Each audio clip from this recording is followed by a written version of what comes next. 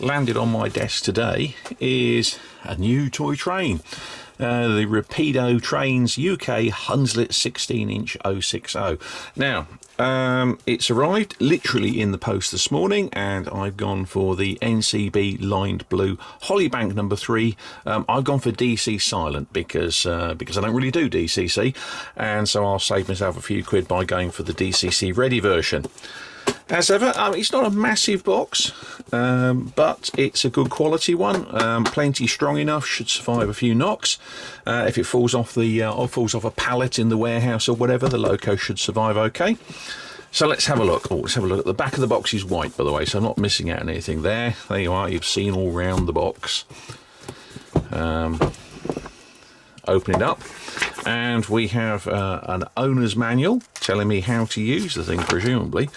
Look at that, we've got a bit of prototype history, got a contents list. There's so much of this stuff. How you can run it in, couplings, blah blah blah, DCC operation, don't need anything about. Does tell you how to take the loco apart should you want to fit one of those DCC chips, and also some stuff about servicing, missing and damaged parts. Oh look, DCC controls telling you what, F20 silly sound. That looks like a very Rapido thing to do. And also how you contact them, and if you can just about see that, here you are. Here's a list of all the parts, so you can see how your loco comes apart. That's nice. This is the instruction manual, so we'll not be needing any of that old rubbish there. Right, some foam, some nice high density foam, and if we peel that back, ta-da! There we have the loco itself in clamshell plastic packing. Don't need that either. And so what we'll do is we'll just slide it out carefully. A bit of polystyrene again, presumably more packing in case it falls off the pallet. More polystyrene. You can keep that for scenic uses. That'd be quite handy. And traditional clamshell packing. Loco is wrapped up in plastic, and so we carefully unwrap the loco, and there we have it, Hollybank number 3.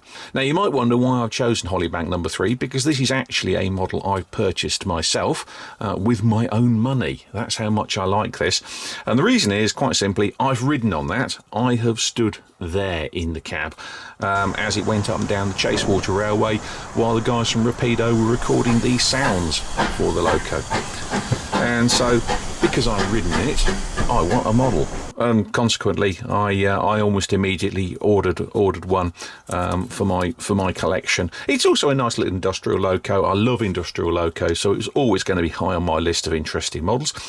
But it's a very nice model. NCB blue looks about right to me. It's beautifully lined out, printed plates and printed works plate. I might well look at getting some etched ones of those. I believe Plant Industrials are doing a set of etched plates. Safety valves on the top all look nicely moulded, and it's got wheels, but that's about as much as I can tell you. Right, let's get this on a rolling road and see how well it works.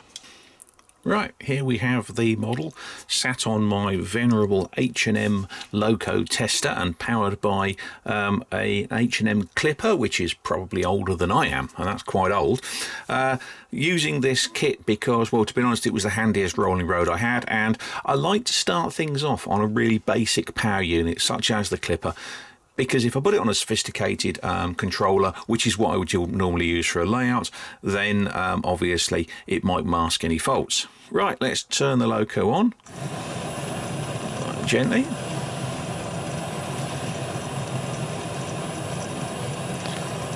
Well, that seems happy enough. Now at full tilt.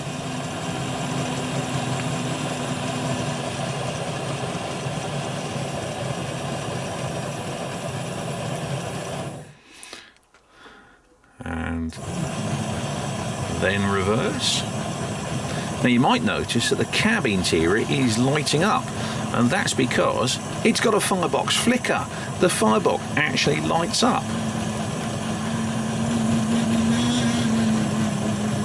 Right. Slight buzzing sound on full reverse, but again, not on full forward. So I'm thinking, Oh yeah, slight buzzing sound about as together. But again, I'm thinking this is down to the controller, and also down to the fact that this loco has not been run in. So thrashing it up and down is not a great idea. But I have to say, it's very, very well behaved on this rolling road. These things can wobble around all over the place on this, and this is very, very smooth indeed. So I think I'm a bit of a happy boy. My new toy train is lovely. We'll have a full review in a future issue of BRM, but this quick look hopefully has given you some idea what the loco's like.